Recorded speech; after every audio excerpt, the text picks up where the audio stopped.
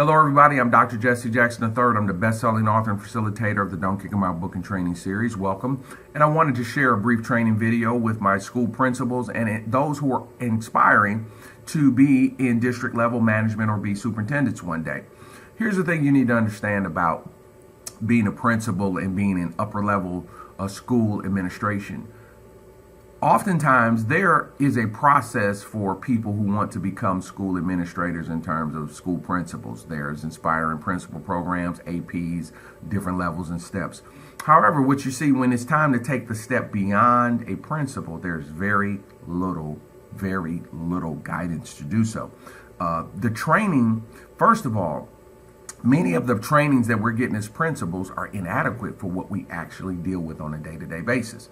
What I have specialized in is bringing the information and the knowledge that people have never gotten.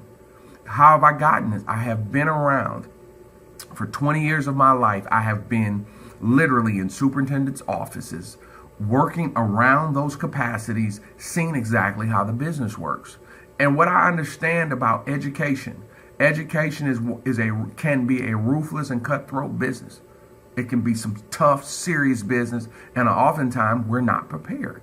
We are not prepared for what actually comes along with this business. So I want to always make sure that my folks who are listening are getting the best guidance that is possible. The question of today is, what is your career path? Where are you at? I find 5 levels that a principal is typically at, and you better pay attention to these. Number 1, you can get placed into what we call the career principal role. A career principal role is as follows. It's very simple. Is that the truth is, and they never tell us this, is that the principal job at a particular location typically times out in 3 to 5 years. So to keep yourself alive and your spirit up and making sure you're growing in your career, probably 3 to 5 years tops, and kind of move yourself in a direction. What happens over 5 years is that you plateau. What happens is that in leadership, the change of environment gives you more perspective. Not necessarily going down to different grades and different things, but moving around in an environment, it gives you more perspective. I have a huge perspective because I move around the world. I mean, in a given week, I could be in 5 states. I mean, every school year, I'm going to go to at least 40 plus states, okay? You know, you go to 100 plus schools every year. So I'm seeing things in different parts of the world that's the identical same. So this is how I can tell you that our business is very ruthless on school leaders. School leaders do not get the information they need to be successful. They get what we call policy, but they don't get the real-time procedure and practice of what's really happening. So you'll see that a district will ban suspensions, but the training that comes along with that is not adequate to actually deal with the real issue, which is, why is the kid like this? What's going on with the kid? And what is going on with my teachers that create, that make the kid act crazy? Why can't the kid and the teacher get along? We don't get those trainings. We get the ones that'll give us a practice and give us a model, and we've got us in go. You can't talk against the model. You got to be like, hey, it's working out great. That's not how this works. This is why you see that very few people ascend to the superintendent level. That's an elite group. That's why, because there's some details that folks don't know. Stuff going on that we don't know.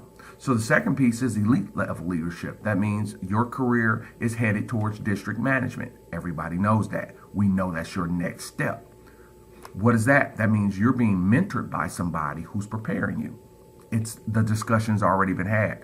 Right now in my camp, I probably got 22 principals that know they're going to be a superintendent. Right now, that know it. They got somebody in the district that's mentoring them, that's getting them ready for the step. Number 3, you're not doing well, but a lot of times you don't even know it. You are close to termination. This year, probably had about 8 coworkers kind of get screwed around a little bit, put out, didn't work out for them. In our business at that top level leadership, getting fired is a big part of it. And so sometimes you want to avoid getting fired. So you got to know where your career is at. Am I not performing? Is the district not happy with me? Is the board not happy with me? Do they want to finesse me out?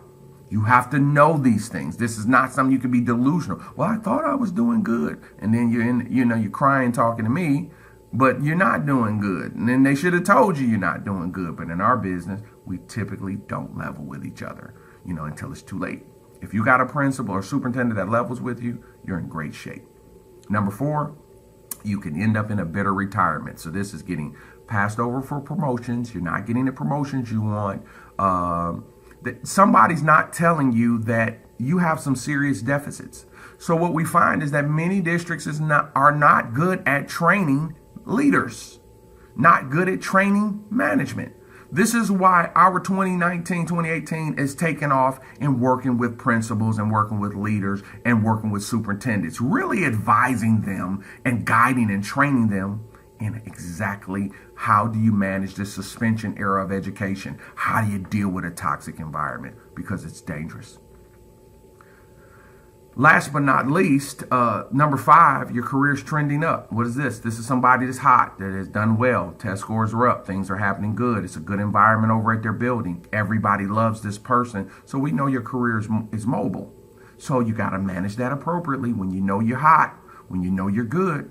I remember telling a dear coworker who did some amazing work, high test scores, highest graduation rates in the district, shouldn't have happened. Remembers telling him that it was time to move on. Dude, you're not going to beat this. You're trending. You're hot. They love you.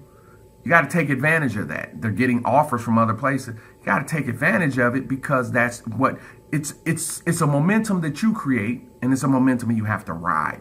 So notice this, they can like you one year and the next year you come back, they're ready to fire you.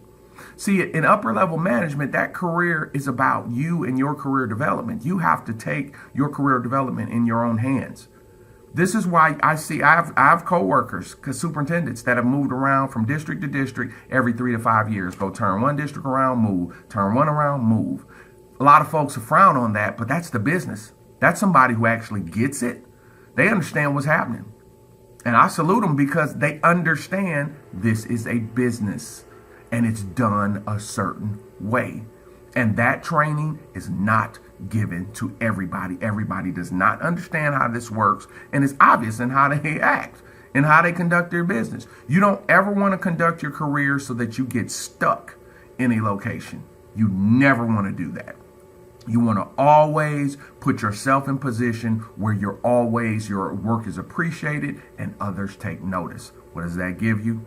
Always opportunity. And there's nothing wrong with opportunity. What is your career path? This is Dr. Jackson helping principals, helping superintendents. Where are you at? Where's your career? Until you know that, I believe you're stuck. We want to give you the best understanding and knowledge possible so you can end up where you want to end up. All school leadership careers should begin with a vision and a goal where you want to be. Most principals don't even have a school vision.